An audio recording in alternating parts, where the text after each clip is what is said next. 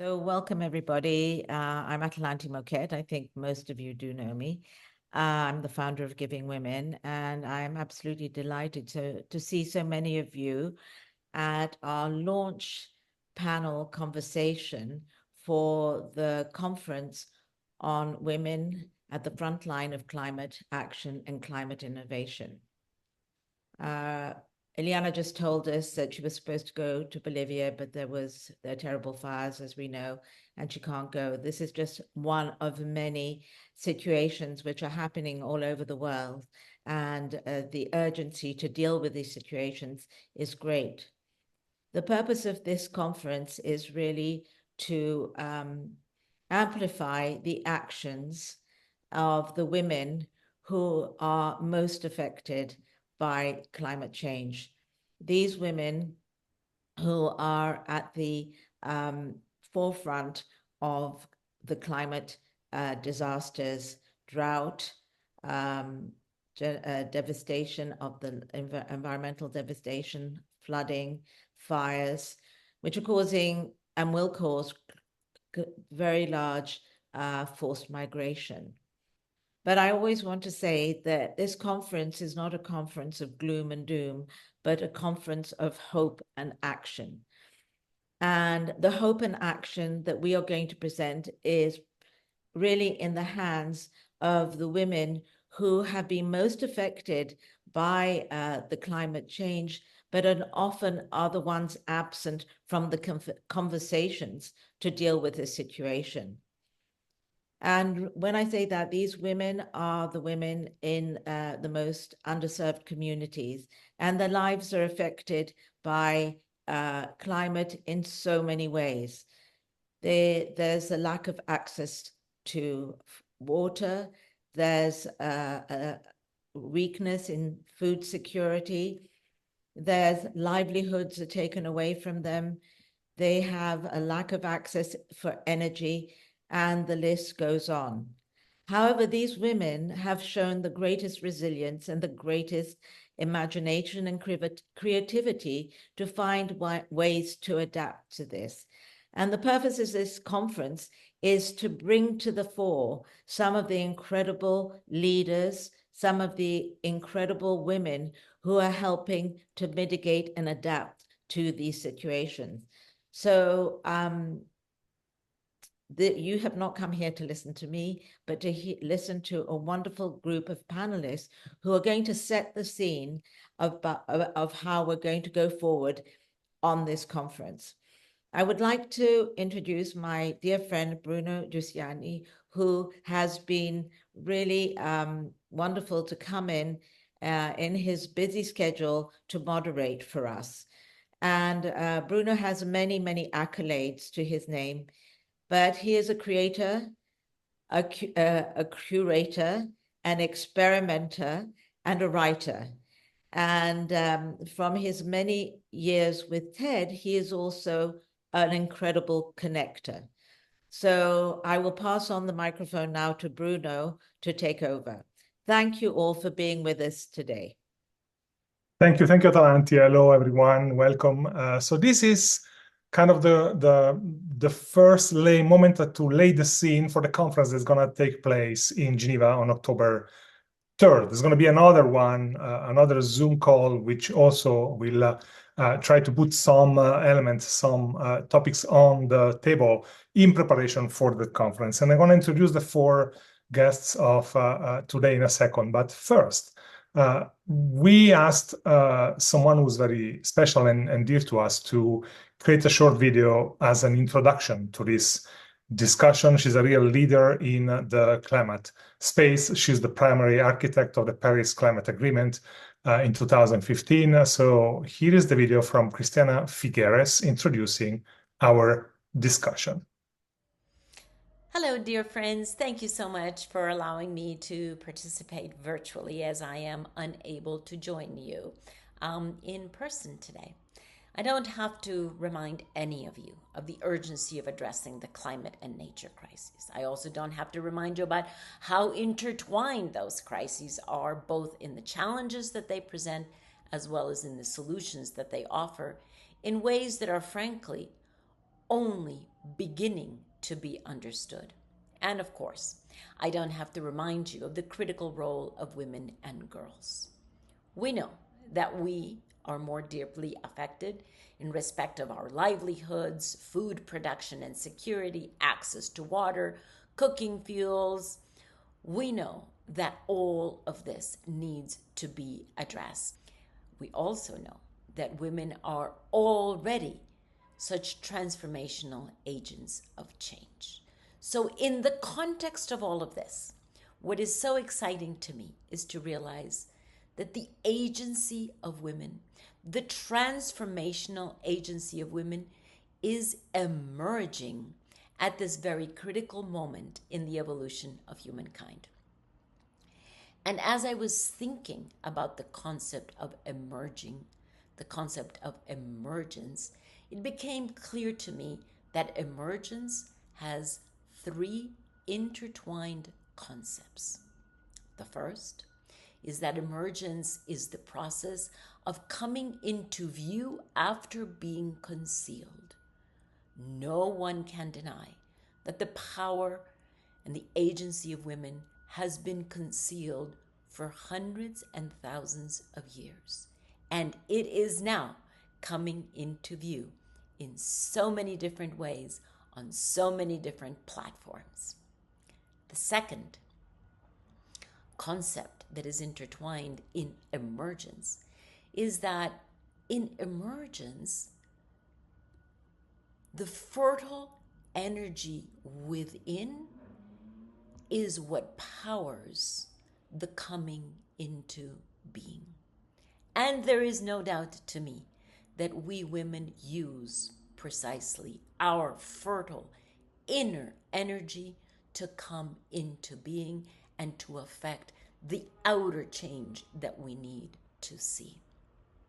And the third concept that is intertwined in emergence is that emergence is the formation of collective behaviors, of the parts of the system that come together to do what could not be done alone by any of the single parts.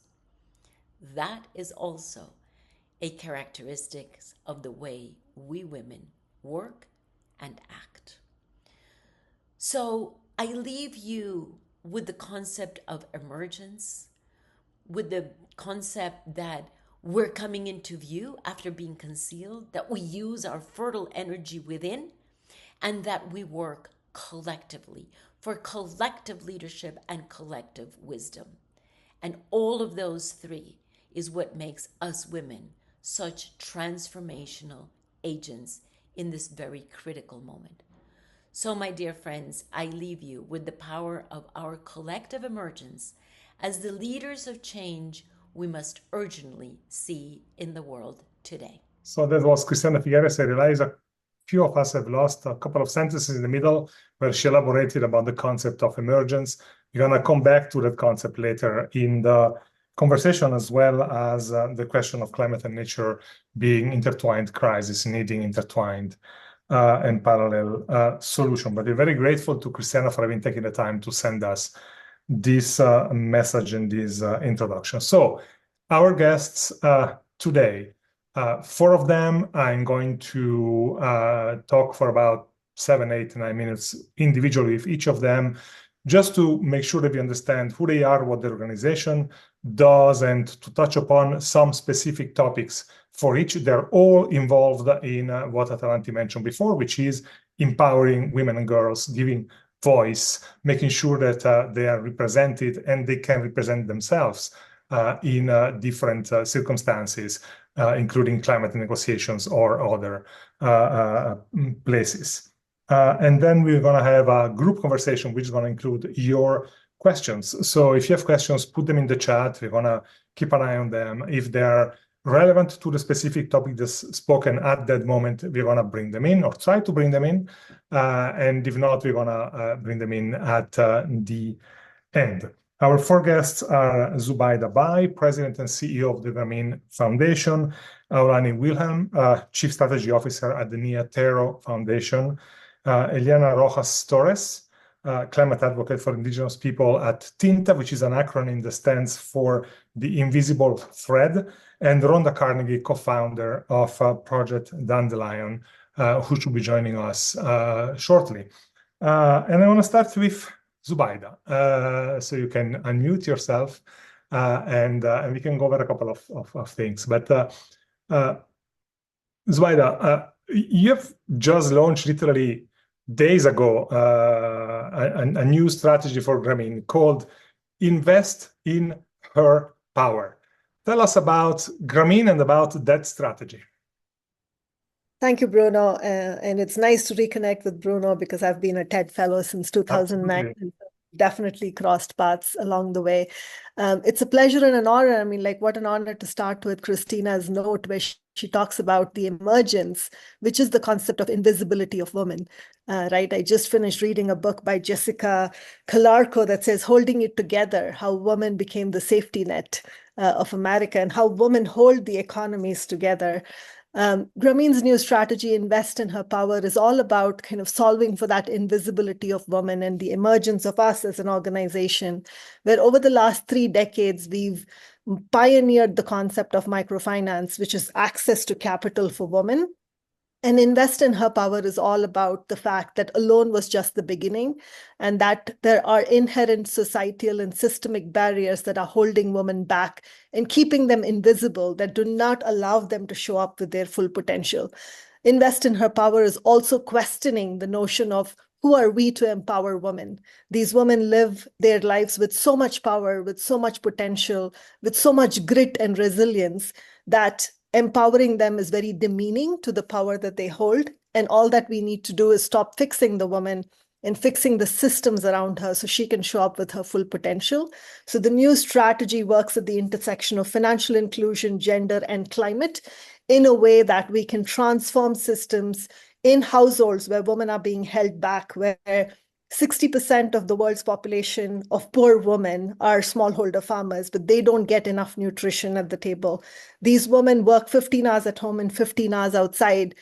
About 10.5 billion hours of unpaid care work is given by women every single day to the world, which keeps the safety net or the global GDP alive. How do you ensure that these women are able to be respected and have an agency in their own homes? How do you work with men and create male champions so the societies and the communities are respectful of these women? How do you then train these women to be professionally successful, thereby de-risking them personally and professionally? And finally, to close the loop, how do you work with financial institutions to enable them to consider these women as low-risk candidates and give them interest rate loans that are in high single digits or low double digits? Through our new strategy over the last year, we've been able to reduce interest rates from 43% down to 12% through our systems transformation strategy. And that is where we believe that investing in the power of women and transforming systems for women will allow these women to show up with their full potential and be the champions that they are in terms of keeping their family resilient and helping increase the family's income. But that's a lot. Let's unpack a couple of those points. Maybe not all of them, but a couple of those points.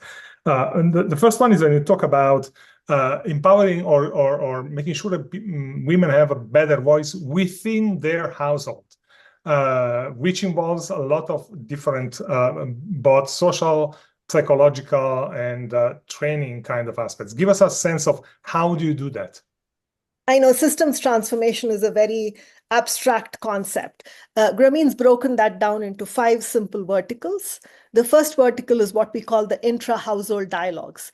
We work with grassroots institutions, we identify local community agents, and we take our curriculum and go into homes and have conversations with the household so that a woman is valued and respected first in her house before she steps out.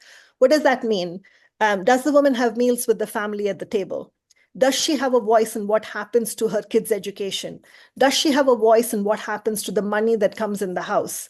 If she does step out and become an entrepreneur, is the family going to support her in the household chores, or is she going to kill herself working 15 hours at home and 15 hours outside, right? So the intra-household dialogues, which is vertical 1, allows a woman to have agency within her own household so she can be successful when she steps out. The second vertical is about community mobilization. And a core part of that is creation of male champions. Men are inherently made to believe that they are the sole providers for their family. And when a woman steps in with the cash, they feel threatened and their masculinity feels threatened. So from a community mobilization perspective, we get these men to have cohorts of other men who support them, who value their support for women.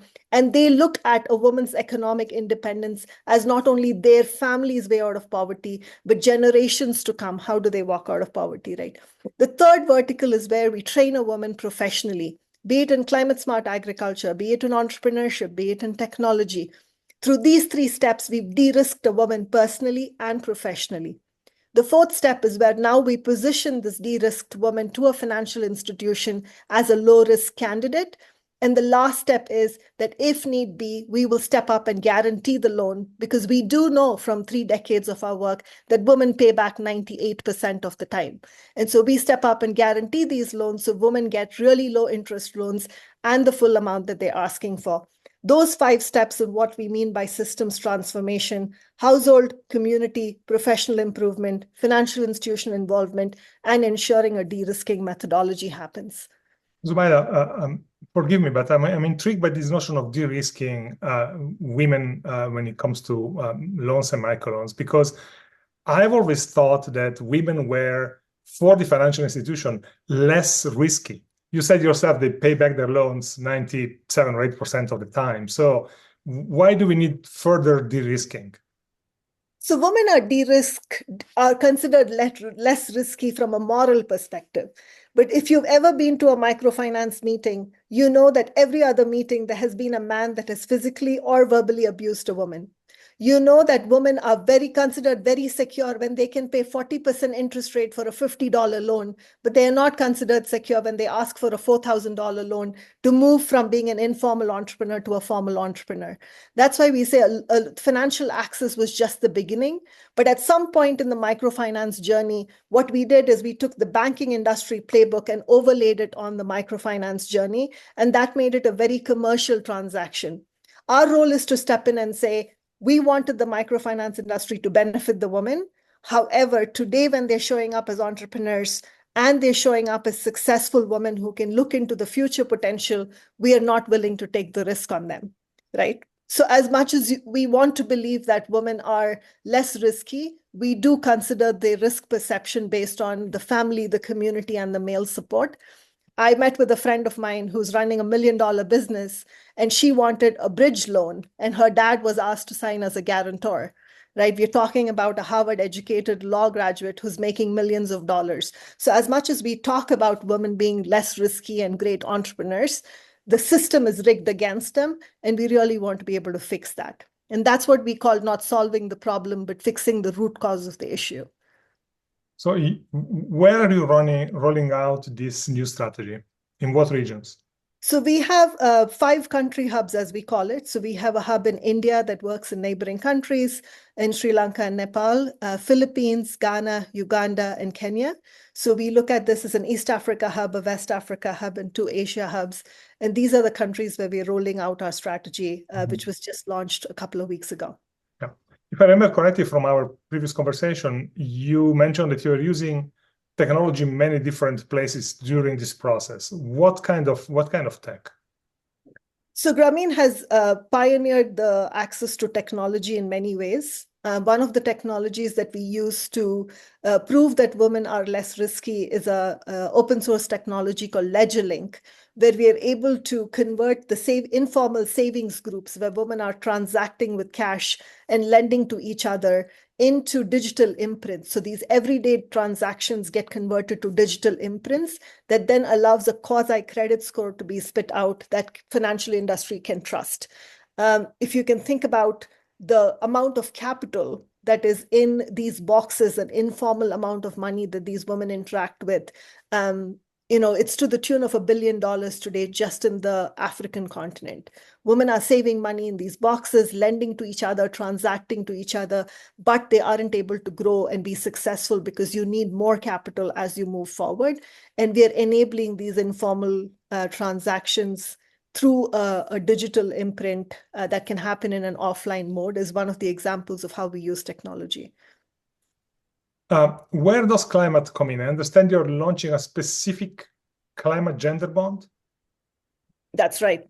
So our work, I think climate is very integral in part of our work. So when we talk about not solving the problem, but fixing the root cause of the issue, it means that the 1.2 million potential people that will migrate because of climate will have most of their social norms transformed and identity of gender fixed, even when they move. I think that's one part of how we look at gender. A core part of our gender strategy has been this bond that we are launching. We have a climate livelihood bond that just got fully subscribed in Senegal, which is access to capital for women entrepreneurs. In Uganda, we were chosen as one of the top 10 innovative ideas by Climate Policy Initiative. And this is a very specific gender climate bond where we are going to support women entrepreneurs to move from informal to formal economy. The bond will be in local currency, and it is about systems transformation to help Uganda as a country keep agro-processing in the country and increase their GDP and allow more women entrepreneurs from agriculture to move from informal to formal economy and be successful. Our bond will be endorsed, the concept at the Climate Week, actually in 10 days from now in New York. And we're really hoping to launch the bond and get a bond issuer in the next couple of months. Mm-hmm. There's a question from Mo in the chat. How do you engage with the religious leaders in all the spaces and geographies you work in? And is that a major roadblock, or are there others that are bigger? I will give you the example of our male champion program that's rolled out in Ghana and now expanding into Nigeria. A core part of this work is getting community leaders to allow us to go into these communities and have these conversations, right? And so as and when needed, religious leaders come into the conversation of how an economic independence of women is not a threat to the society and the community and the household, but actually a way to walk out of intergenerational poverty. And yes, we engage them as need be. Zubaida, one last question. When we talk about microfinance, we often talk about women in rural settings. What about women in urban settings who still live a life of poverty and little empowerment and little agency? We think about climate migration and migration as something that is happening from formal settings into refugee settings, right? Like that's the first thing that comes to mind. But I believe 64% of migrations happen within the countries. And that is because a lot of rural people are unable to deal with the climate crisis, are unable to deal with the food crisis, and are slowly moving urban. I do believe they're also a part of the work that we do and the category of people we work with. Urban, we work with people that are poor and below poverty line. We don't work with ultra poor, but with poor, and we don't segregate between urban or rural poor. We do look at entrepreneurship opportunities to the urban poor as well. Okay. Zubaida, thank you. I want to come back to some of these points in the conversation altogether afterwards.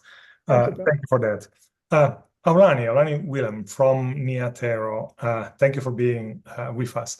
Tell us a little bit about, so Tero works on indigenous guardianship of collective territories, mostly land and forests.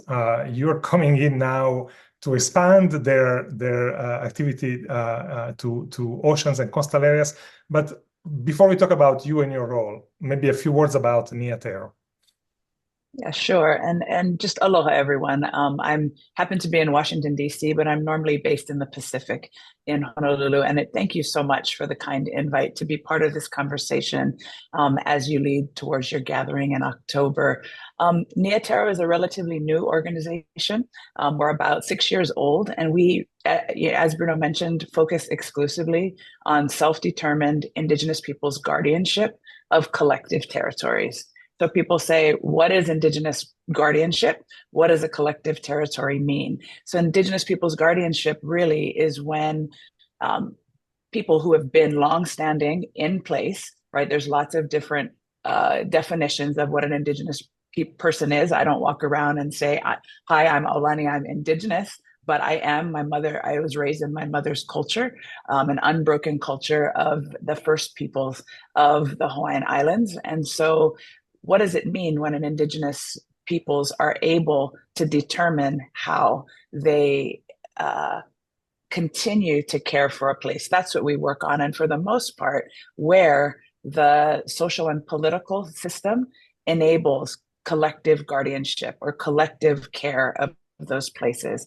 And why? Because in these places tend to be the best of what's left on the planet. And so let me explain what that means. When I ask people typically, what percentage of the planet do you think is cared for, stewarded, if you will, by Indigenous peoples? People say, I don't know, 1%, 2%, but maybe surprisingly to you all, it's a quarter of the Earth's land surface. And people are really blown away by that. How is that possible? What gets even better is that in that 24%, it's about 40% of the most intact ecosystems remaining on the planet.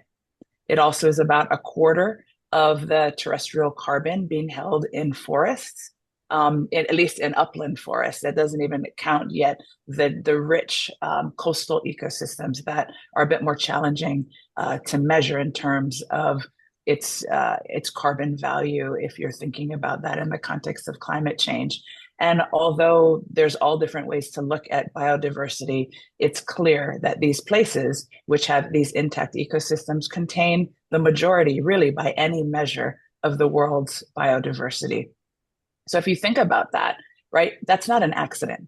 It's not because there are no people in these places that these places are thriving. It's particularly because Indigenous peoples who have longstanding reciprocal relationships with these places really have the worldview and the understanding, as I grew up with in my community, that we are actually kin. We're descendants of the planet, not the other way around. So it really is the reverse of this concept of dominion. It's the idea that when you care for these places, you're caring for your ancestors, your cousins, your elder brothers and sisters. So Tero focuses on this, and what we largely do is provide resources to Indigenous peoples to have full decision making over how those resources are being deployed, and not limiting it to criteria that maybe in a Western frame we might think would be kind of caring or stewardship of the area, but really keeping communities whole and intact and making sure that communities are able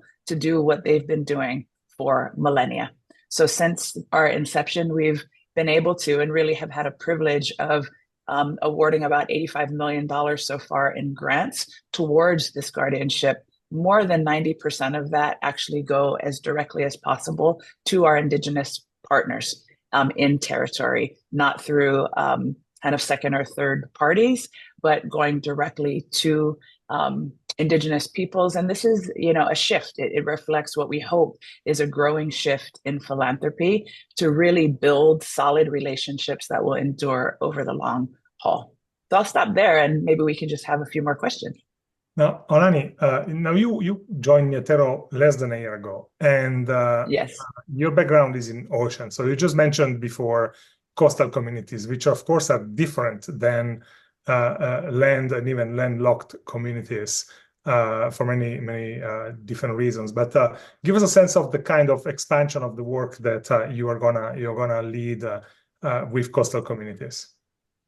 Yeah, well, I think I was joining Tero not specifically only to bring oceans and coasts forward, but just that I have spent my professional career, but really my life growing up with this understanding and connection to oceans. So you're right, coastal communities do differ from terrestrial communities. The dynamics of coastal and ocean ecosystems are quite complex, right? Nearly every impact that any coastal area sees is coming from global pressures. And largely the increasing awareness that the people who are on upland, or all of us humans who don't have gills and realize, oh my gosh, the climate is changing. Look at these huge catastrophes and all of the impacts. It's really because these impacts have already happened to the ocean, right? So coastal communities have been aware for a long time about the changes and are experiencing much more directly the impacts, the severe impacts of a changed climate and a continuously changing climate.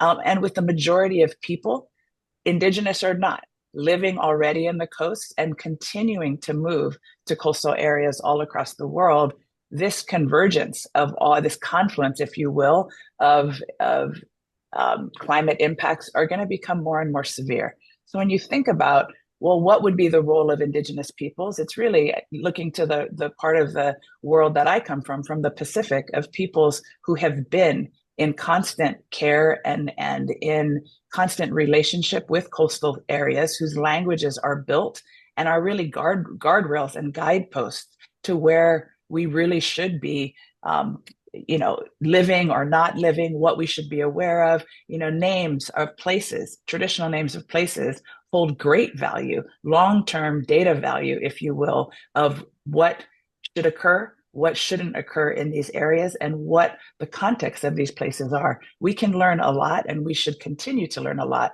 from this old wisdom and understanding of Earth systems. There is a challenge to this wisdom, though, Aulani, that maybe we are just becoming aware of right now, which is when we look at the reality of climate change, we are seeing that a lot of the notions that we consider acquired are being challenged, right?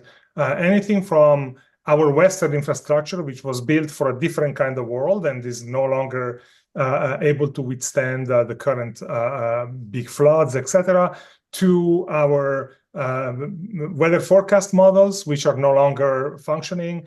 And so if we look at Indigenous knowledge as a sort of model of the world, the things we know, the things they know, is that challenging the same way? Is it thrown off by the evolution of the last few decades? So you can't use the same specific knowledge. I can't say and look to ancestral wisdom and say, this is exactly how we should handle this climate crisis that we're in now, because what you're saying, the climate, I mean, the whole context is different, but it's the how and the deep understanding of creating the solutions that is actually the difference. How you hold the relationship to the world is quite different. And the truth is, Western solutions, and I might put myself here out on a limb, but Indigenous knowledge, Indigenous solutions are the only time-tested, proven solution to providing ecosystem integrity, period. Western solutions have not yet had that time value to be able to prove it.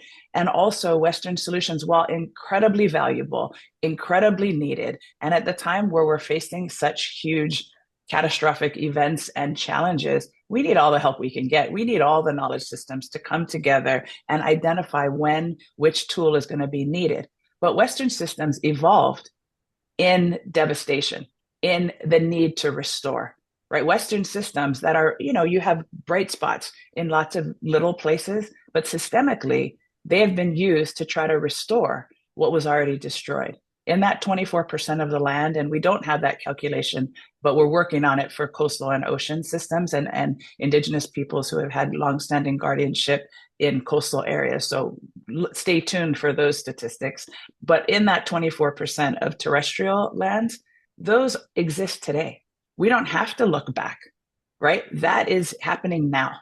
And we forget that. Sometimes people look at, that Indigenous knowledge and looking towards guardianship is like looking to the past to try to make that happen again. On a quarter of the Earth's surface, terrestrial lands, emergent lands, this is already happening. So we just need to make sure we don't stave that decline. And where we can, we increase the ability. If you think about buffer areas of these areas, where can we, like we think about that for restoration of forest or water systems? This is about peopled Indigenous systems. How do we grow that 24%? And at minimum, make sure that there's no decline, because humanity has actually been relying on it and doesn't even know. Let's talk a moment about women leaders in this context. I worked a couple of years ago with an incredible woman leader from the Guaranis in Ecuador, Nemonte Nenkimo, when she gave her TED Talk. Is she a one of a kind, or is there an emergence of profiles like her, in this space? So Nemante is a member of our board, and she is absolutely incredible. I would never say there's, that Nemante is not unique and an absolutely incredible leader in the world. We need many, many more Nemantes.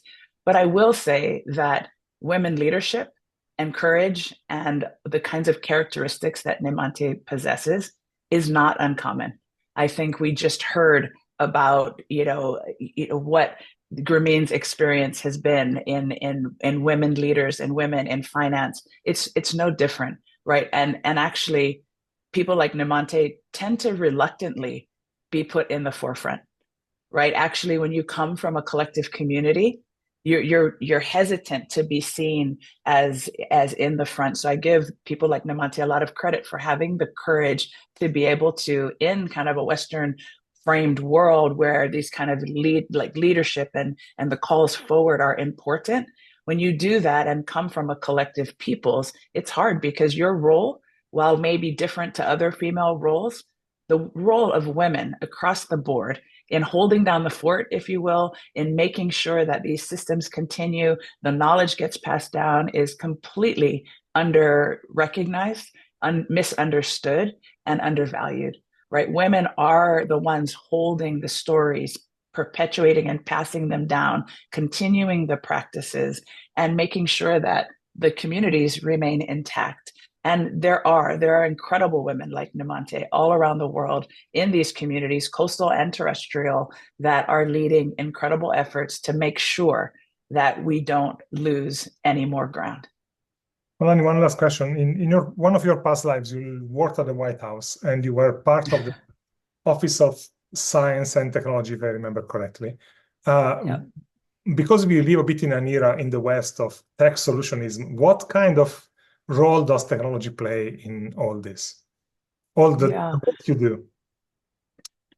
I think that there is a huge role, and it's already increasing. We're seeing very simple applications being used in territory to predict and stave off further incursion, right? Mining and logging tend to be still major impacts, and where we probably stand to have the biggest threats to that 24% that remains intact. So being able to have tech that's accessible, that is low tech on phones, where people can not only report what they're seeing, but be able to have alerts. The same for fires and other important threats to ecosystems so that communities can be on alert. We're also seeing the emergence of being able to have more technology happening because, there's ability in remote areas to now remain connected to the world, or to have tech solutions that allow communities that have to still be reliant on rivers for transportation or coastal areas to have solar powered vessels to be able to make their passage safer, easier, and be able to stimulate economies that are required to be these hybrid places. You have to maintain your ways of life, but live often, for most Indigenous peoples who have contact with the Western world, we have to live in that hybrid space. And so technology is really important to do that, including for water. But I also want to say that it's important that sometimes the low-tech solutions, the boring stuff, is what needs to be invested in, right? It's the day-to-day stuff. Technology isn't going to solve everything. And in fact, it's making sure that the time-tested old solutions, the simple things that, again, just keep things moving, are not undervalued and overlooked because it's not sexy enough. It actually is. That day-to-day stuff is the stuff that really matters. And I just wanted to build just really quickly on the term empowerment. I 100% agree with this notion of suggesting that we're going to empower women. It's the same with Indigenous peoples. I think most Indigenous peoples I know are saying, I think, please don't presume you have any power that I need. In fact, just stop disempowering, stop taking and stripping that power away, so that those same thoughts about women are the same about Indigenous people, and actually how we have to reframe the thought of even the underserved communities. Why are they underserved? It's the stripping of power, but please, let's not presume that we have power to give, but rather our best is how do we restrain our own power from having impact on other people and other communities. So I just wanted to give a plus to those comments of that we just heard earlier, which is by Zubaida. Which is a very important point, and I'm definitely going to fall myself again into this trap of using that word, but I take that as a motion for never using that word again, if possible, and get into the habit of not using that word again. Okay, Aulani, you're going to come back to maybe some of these points in the conversation in a moment, but thank you. And welcome to Eliana Rojas Torres from TINTA, which stands for the invisible thread. Eliana, first thing, you need to make it visible for us. What is TINTA? What do you do? What does the organization do?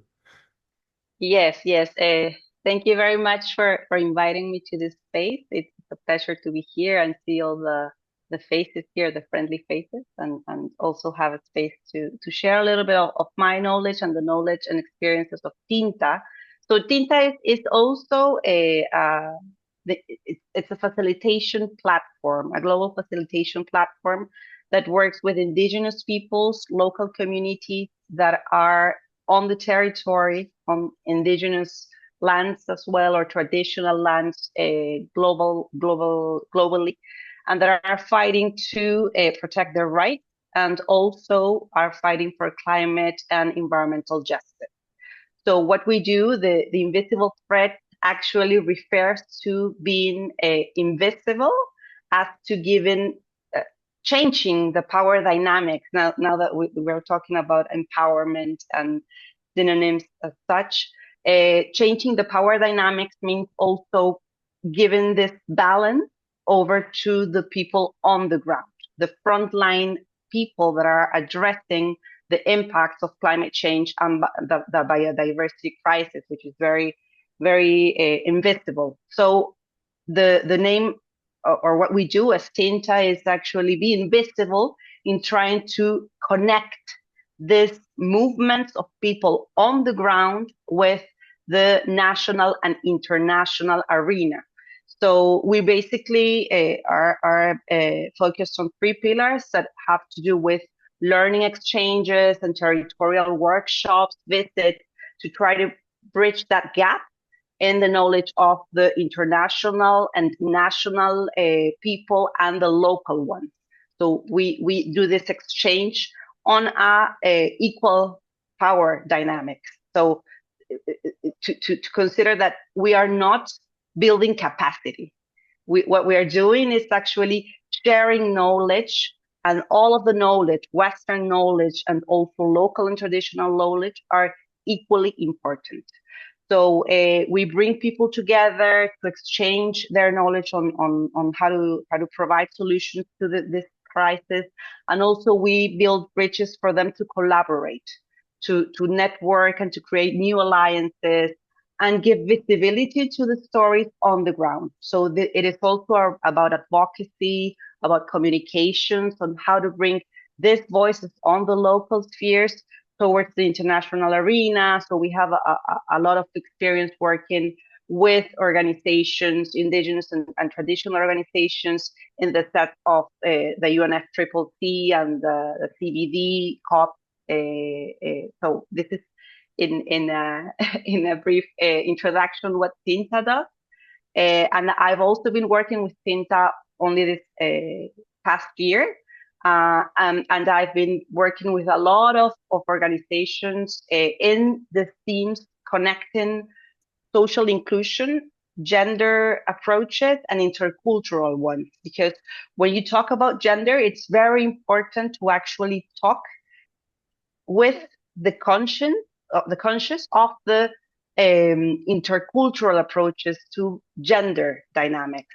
So it's not about bringing in the Western view of women equality as much as it is of trying to dialogue around the roles and responsibilities and approaches, the different worldviews that women have, that girls have, and that also different groups within a community have around development, international development, climate solutions, biodiversity solutions. Mm-hmm. Eliana, you mentioned international negotiations and international discussions and so on. Now, one thing that always strikes me is that women are definitely brought into those conversations only when the topic is about women. And so how do we break that circle? How do you plan to work on breaking that circle?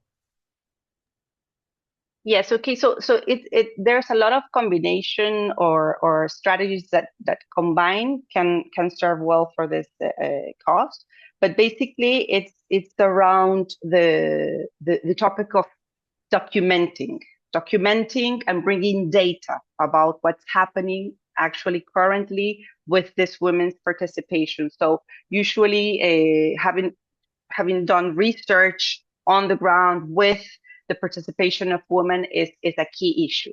Having their views also around what type of themes and topics they want to be involved in.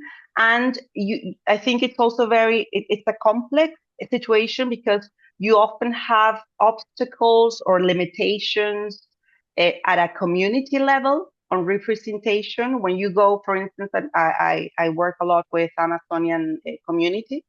And when you work with a community, a certain community, obviously it's quite different. There's a variety of communities. You mentioned Nemon and Kimo's community, the Aulani, are really, you have really strong women taking leadership within Aulani community. So it depends a lot of the culture of the community and a lot of different traits.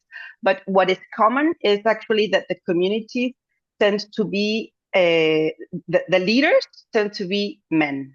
And if you have a quota on women, these women usually are not taken as much into consideration for decision-making processes. And that means not only at a community level and the different decisions that are made within a community, but also their participation in national policymaking or international arena policymaking, such as the UNFCCC or the CBD area.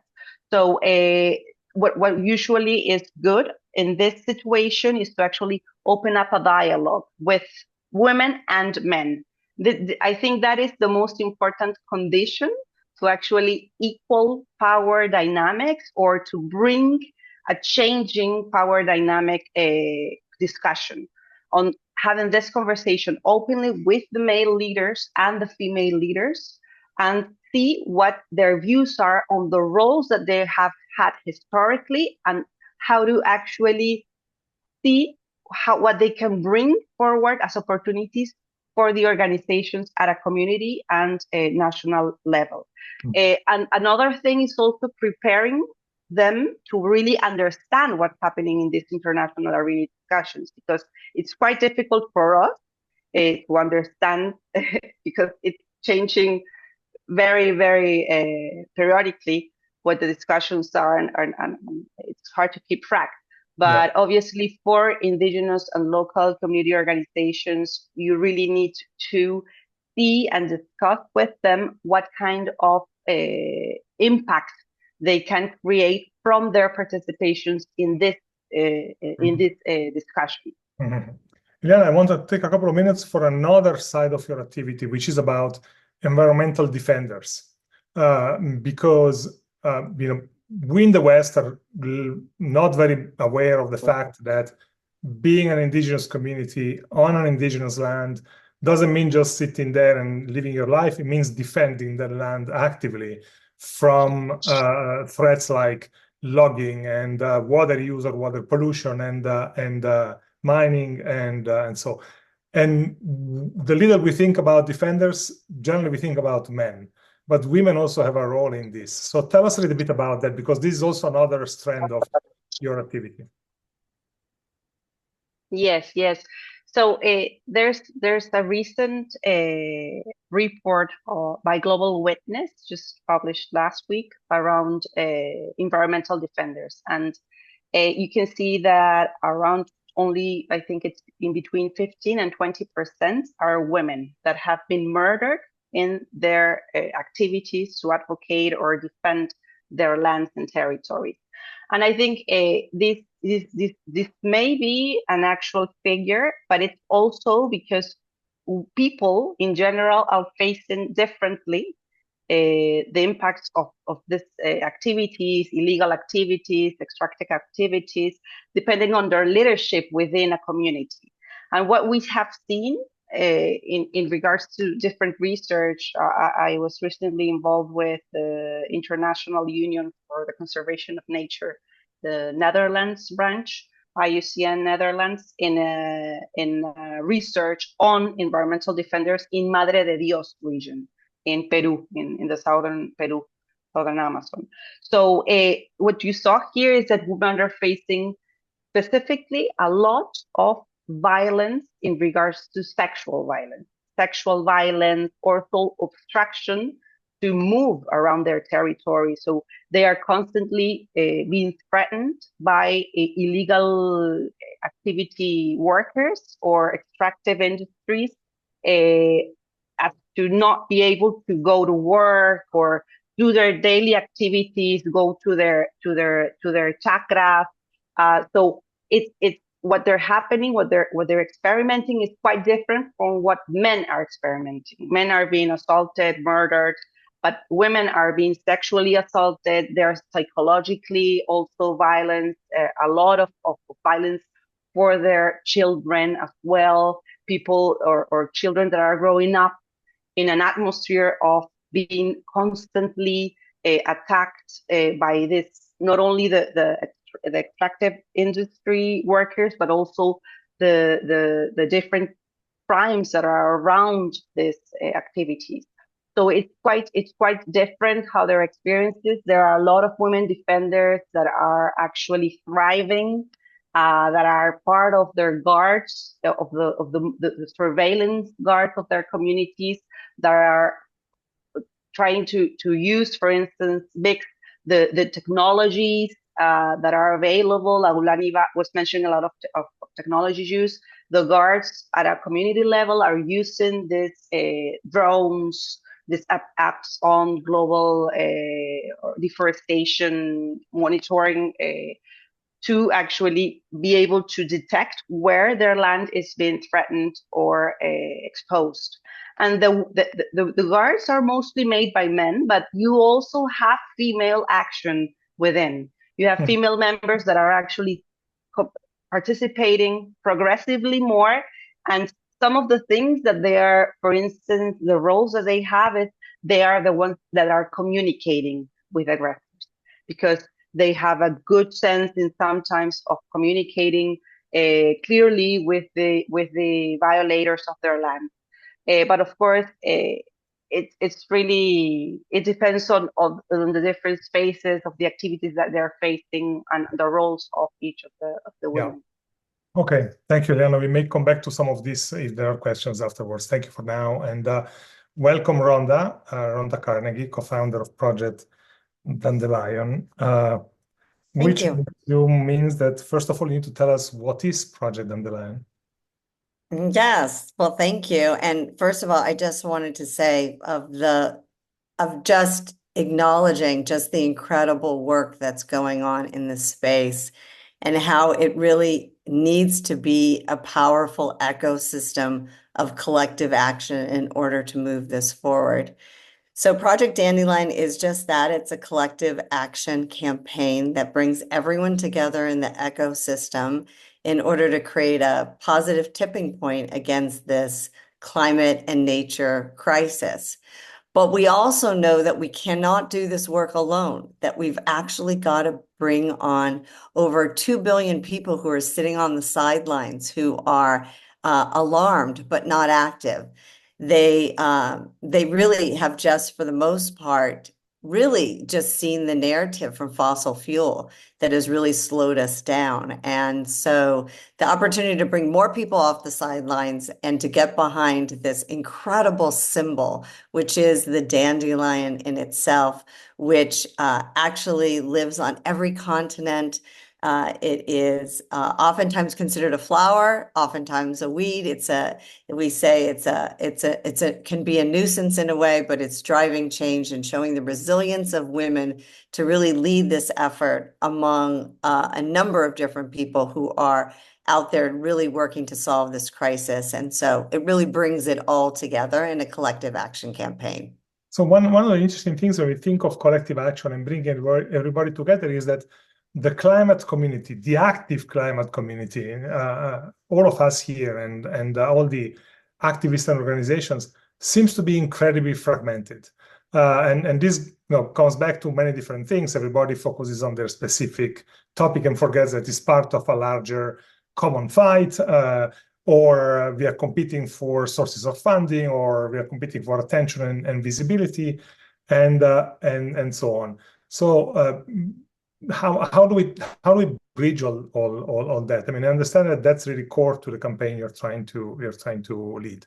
Well, thank you, Bruno, for making that point, because it is one of the things that we have to ask ourselves is, why are we so fragmented? And we are, in fact, so fragmented and so siloed in the individual work that we're doing. And I think that there are, various reasons why that is.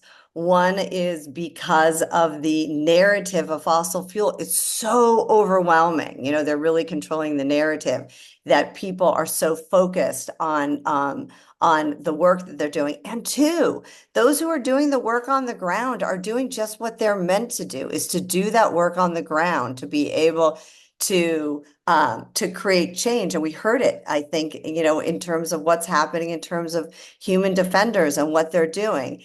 And yet it's not their role to really create, you and I talked about this before, it's almost a dirty word, the idea of marketing, which is, what are we trying to sell people? And it's a better world, a better kind of look at what's going on with climate. The other thing is that there's such a focus on either catastrophes on one end or technology solutions on the other end. And that sort of takes our eyes to the shiny thing that's out. We just lost Ronda for a second. Let's hope she can come back.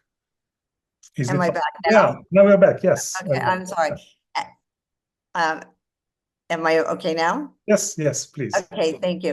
And I wanted to say the last thing is what's going on with the SDGs, and the scarcity of funding means that we are creating these things to be competing issues instead of a singular issue.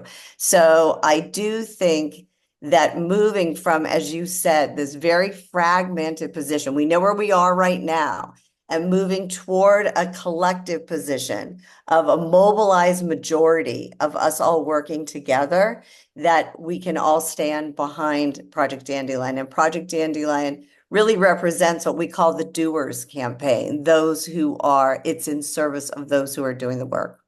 Ronda, Dandelion has no gender, but Project Dandelion was started by women. So what about the role of women in this?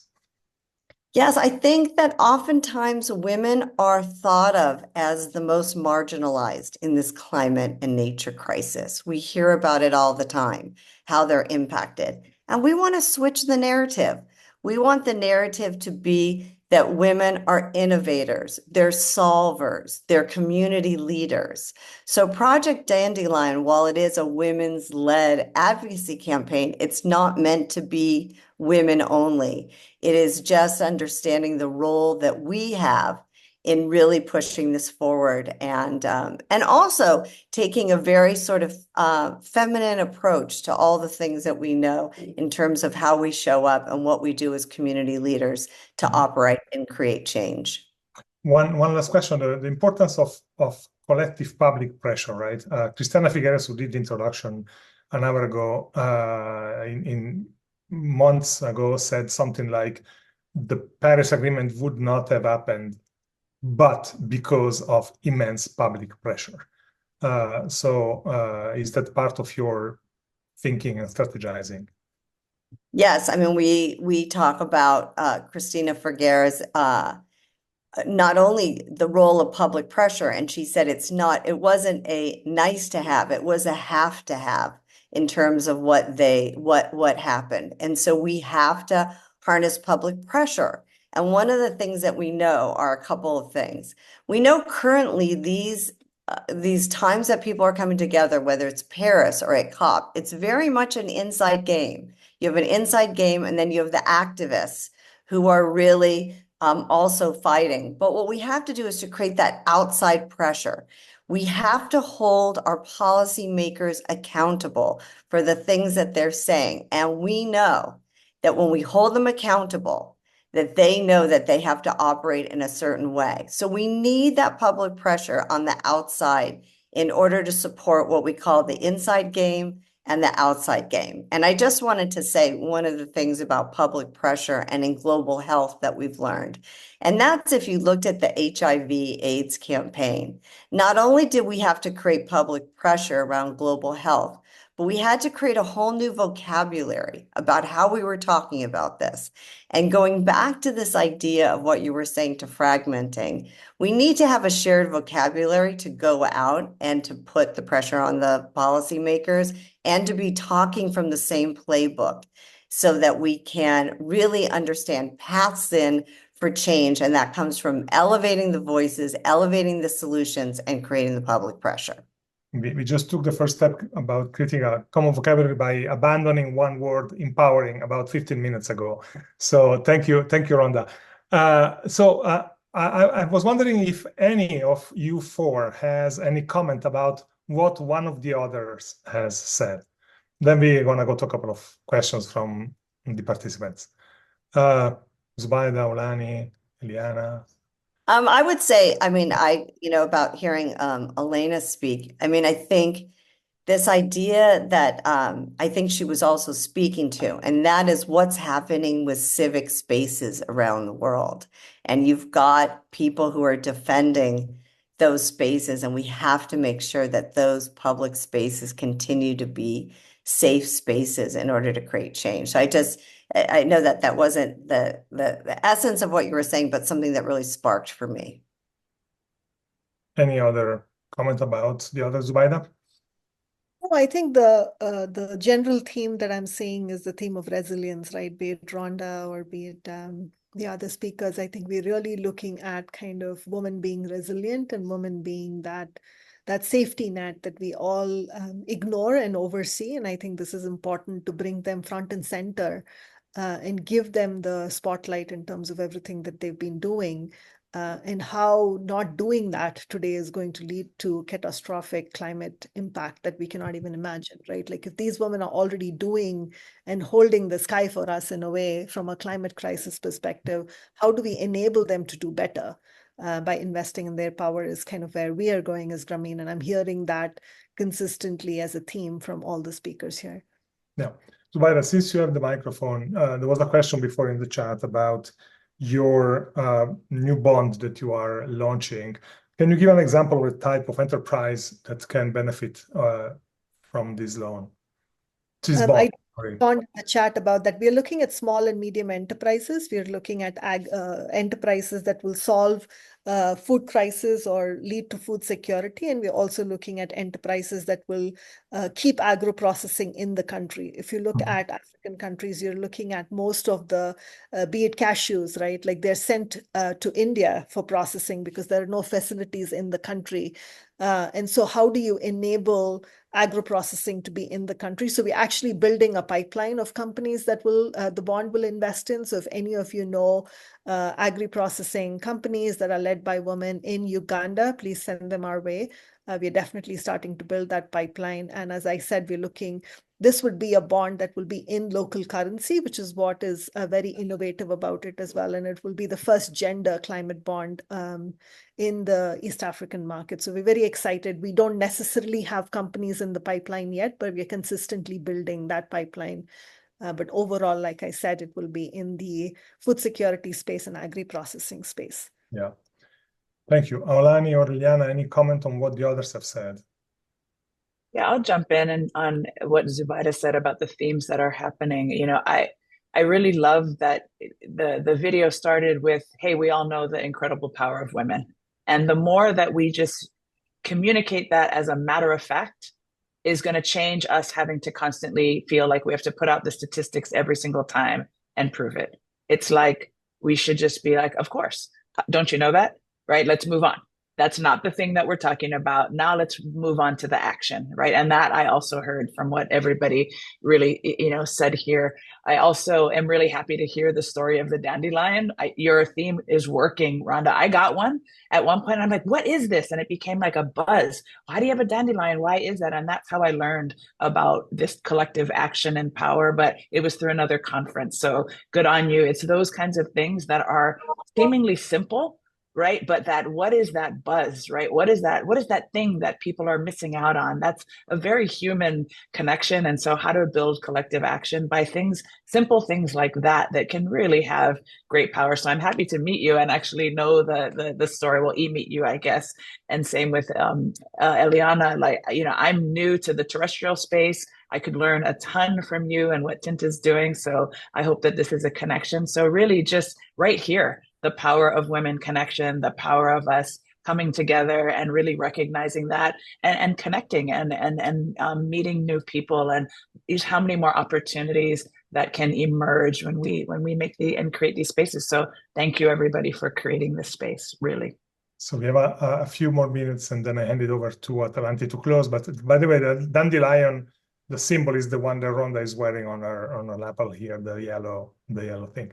So just as a closing question for whoever wants to jump in.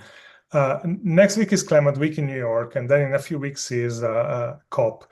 Not many people are going to COP, mostly for logistical reasons, but also because many people don't really consider this one very important. The important one is going to come next year in Brazil. But what are your expectations? If you're going to New York, what are your expectations of what may happen or may not happen there? Aulani, maybe? Then Zubaida, if you're going. I know you're going, that's why I'm calling you. You're going, definitely. I do believe that spaces like UN General Assembly Week and Climate Week are basically a way for us to interact with like-minded individuals.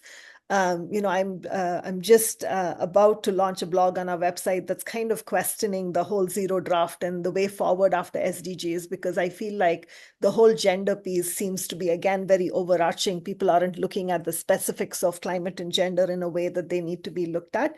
There are frustrations around kind of how we are looking at SDGs, how we've looked at them, and how we are actually still looking at them beyond 2030. So definitely a lot of buzz around that is expected, around what is going to happen. As we all know, we're not going to meet the 2030 goals, and that we are not even looking at specific tangible things to go beyond, which zero draft is clearly an example of it. In terms of us, we are very excited because our bond concept is getting endorsed. It was chosen as one of the top 10 innovative ideas by Climate Policy Initiative. So we are seeing kind of the innovations being recognized. And for me, it's about meeting, I know I'm meeting Ronda for sure. So we are really excited about kind of connecting with like-minded individuals and figuring out ways to work together. No matter what the global goals are, we know we will contribute to them in some way or form, but what kind of initiatives can we as organizations bring? How can we elevate our voices so we have specific goals to meet that put women and climate at the center of everything that we're doing? Aulani, you're going to New York too, right? Yes, I will be. I am. Oh, yep.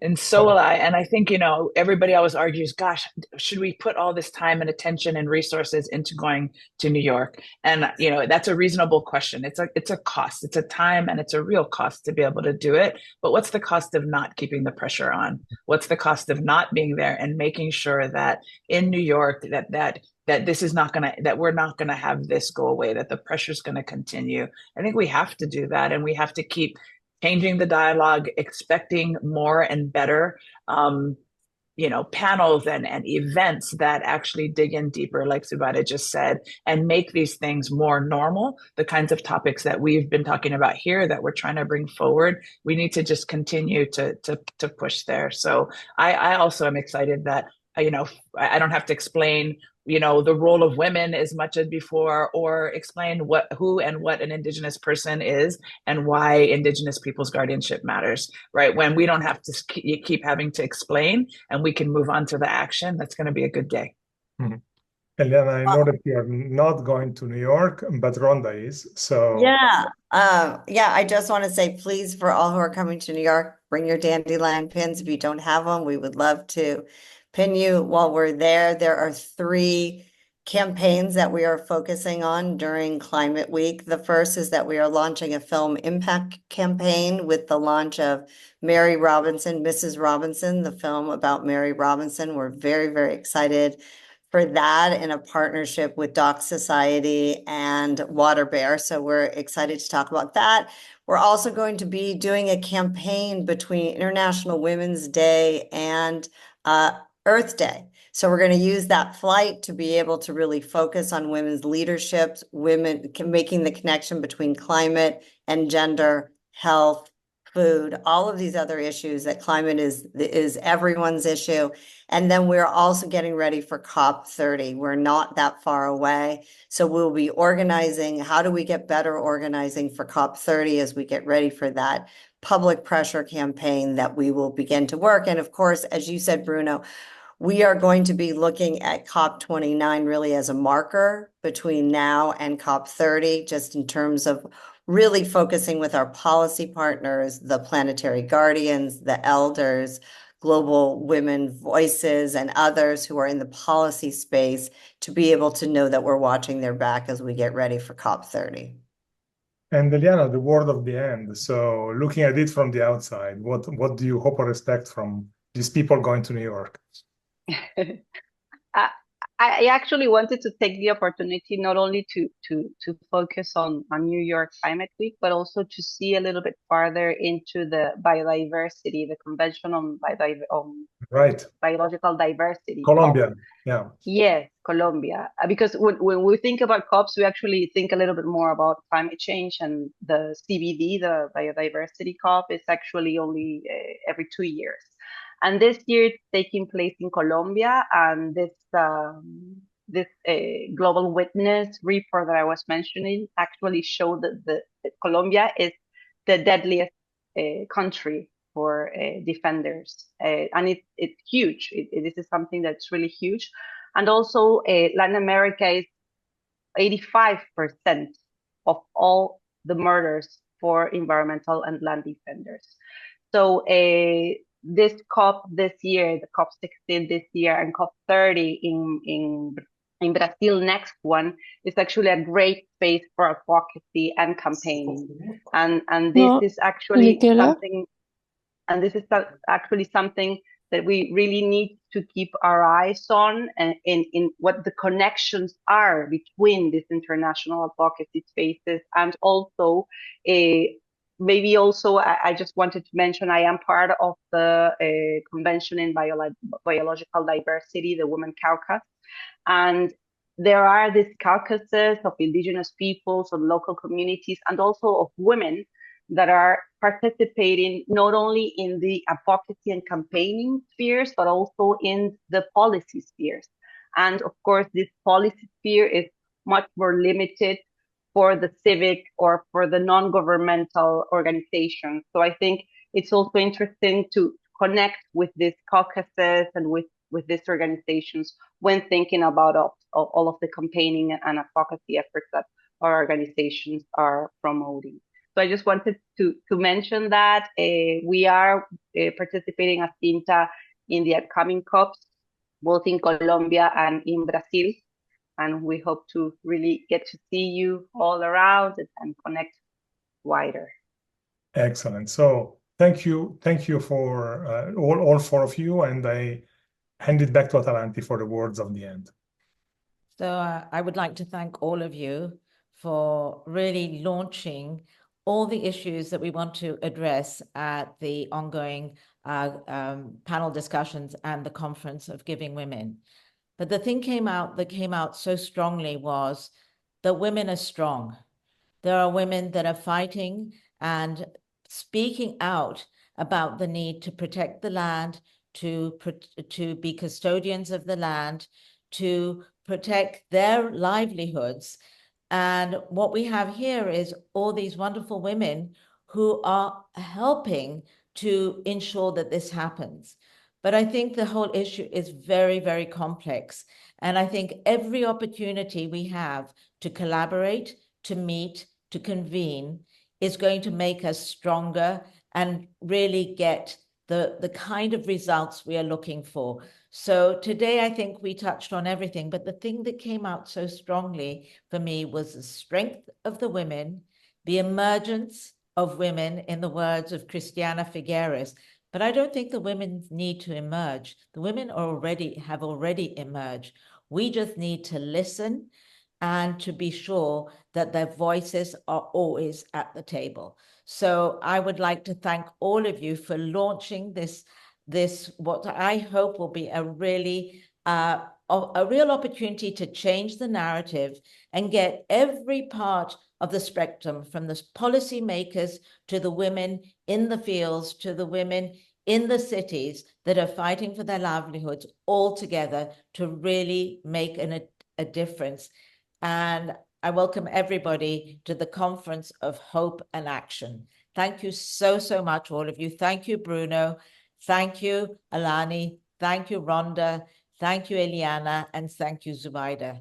Thank you all so, so much for really getting us going in such a wonderful way.